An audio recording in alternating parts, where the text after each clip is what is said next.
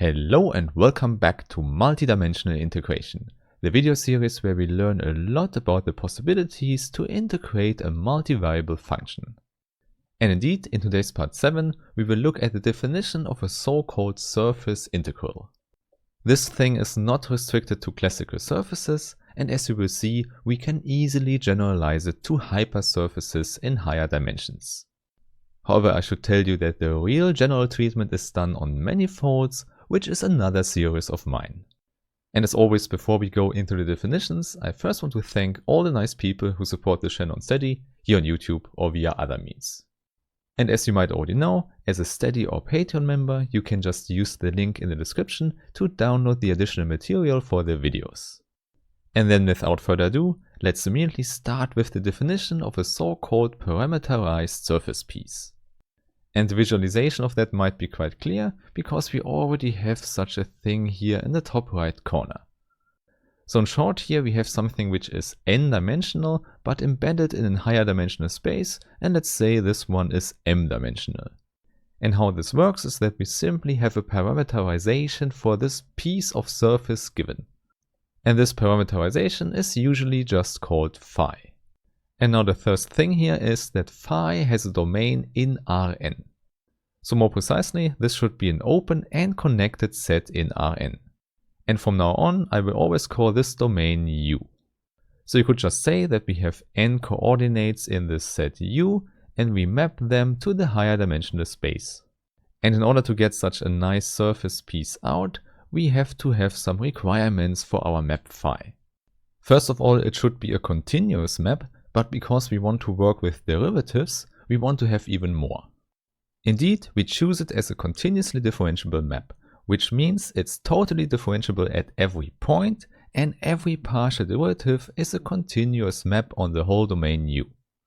In particular, we have a nice Jacobian J phi at every point U in U. So please recall that the Jacobian represents the derivative of phi as a matrix. And now we also want that the Jacobian preserves the dimension, which means it should have full rank for every point U in U. In fact, full rank here just means that the rank of the Jacobian is actually equal to n, because we always assume that m is bigger than n. Actually, for our purposes here, it's enough to just go one dimension higher, so to consider the case that m is n plus 1. And now everything together here just implies that we have a nice hypersurface in Rn plus 1. The only strange thing that could happen here is that the surface comes back in some way and we have an intersection here in the image. This would still be okay for the parameterization because we cannot see this intersection here in the domain. However, in the moment we want to do some translations back and forth, this could be a little bit annoying. Therefore, to exclude this possibility, we can also assume that phi is injective. However, please note that sometimes, especially in the case n is equal to 1, this is not done. And with that said, let's immediately go to such a one-dimensional example. And usually in this case, so n is equal to 1, we would speak of a parameterized curve.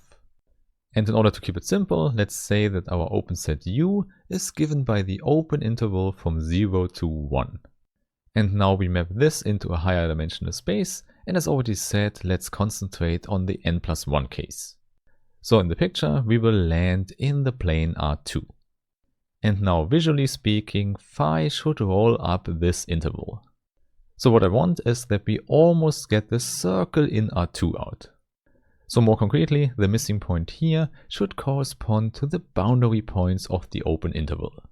Hence, this is a simple parameterization you can immediately write down. So our parameter t is sent to a two-dimensional vector with cosine and sine in it. Indeed, we can just use the 2 pi periodicity of the two functions. And then you see, with this definition, we actually go around on this circle, and at every point we have a derivative that does not vanish. So it's a nice parameterized curve with the additional conditions we have formulated here. And I can mention that one often speaks of a regular curve if we have these additional conditions. However, for us here, these properties are really necessary because we want to define an integral on the surface or on this curve. And again, the general setting would be to integrate on a manifold, but I don't think it's necessary here. It's already good enough to understand these special cases here.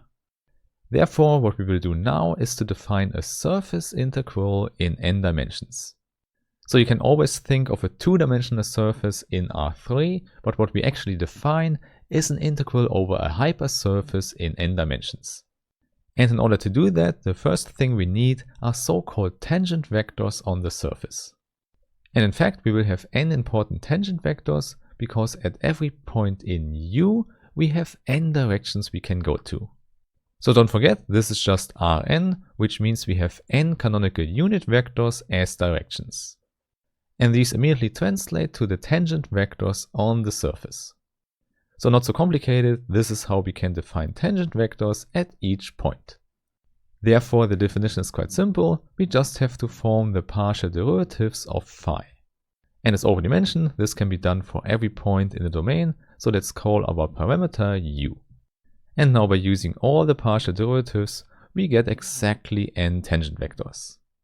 And moreover, we also know by the condition before that they always span an n-dimensional space in Rm. Hence, in the case we want to consider now, there's only one dimension missing. And this is quite helpful because it implies that there is a clearly defined orthogonal direction on this n-dimensional subspace. And now, unsurprisingly, this defines a normal vector on every point. And let's call this one n of u. And moreover, it's also possible to choose the n in such a way that it is normalized. In other words, we would call it a unit vector, so a vector with length 1. And here please note that the tangent vectors are not normalized, they could have any length, but the normal vector we choose should always be normalized. We do that because we actually want to calculate how much a unit square here in the domain is stretched on the hypersurface. And the stretching factor can be calculated as a volume stretching factor in Rn+1 when we introduce an additional dimension. Simply because we already know the volume can be calculated by using the determinant in Rm. This means we put all the vectors we have here in the columns of a matrix, and then we have an m times m matrix. And as you know, this determinant is our stretching factor for the volume, and we don't need the sign at all, so we take the absolute value of it. And now you should know that this determinant in the case of hypersurfaces is known as the determinant of Gram or simply Gramian. There are a lot of different notations and symbols that describe this Gramian, and often they contain a square root.